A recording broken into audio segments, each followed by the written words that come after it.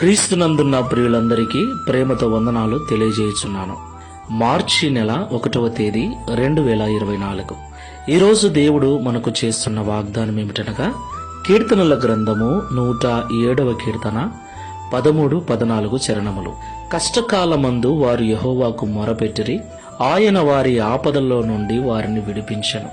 వారి కట్లను తెంచివేసి చీకటిలో నుండి మరణాంధకారములో నుండి వారిని తప్పించెను. ఆమేన్.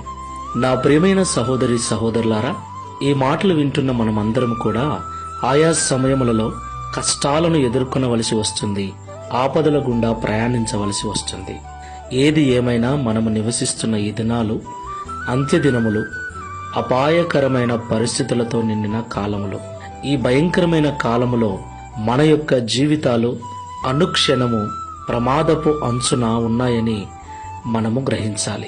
ఒకవైపు ప్రమాదాలు, కష్టాలు అయితే మరొక వైపు అనేక రకాల పాపపు సంబంధమైన కట్ల చేత, సాతాను బంధకముల చేత బంధించబడి ఉన్నాం. అవును ప్రియులారా, అయితే మనం ఆరాధిస్తున్నటువంటి దేవుడు మనము బంధించబడి ఉన్న కట్ల నుండి, మన కష్టముల నుండి, మన ఆపదల నుండి మనల్ని తప్పించటమే కాకుండా సాతాను సంబంధమైన చీకటిలో నుండి కూడా మనల్ని విడిపించగల సమర్థుడు. దేవునికి మహిమ కలుగును గాక. అవును ప్రియులారా, ఇశ్రాయేలు ప్రజలు ఇలాంటి భయంకరమైన పరిస్థితులలో ఉన్నప్పుడు బానిస సంఖ్యల మధ్యన ఉన్న వారి కట్లను తెంచివేసి అరణ్యము గుండా వారిని కనానుకు నడిపించాడు దేవుడు. చీకటిలో అగ్ని స్తంభమై వారికి వెలిగిచ్చాడు, పగటివేళ మేఘస్తంభమై వారికి నీడనిచ్చాడు, సురక్షితముగా కనాను ప్రాంతం చేర్చాడు.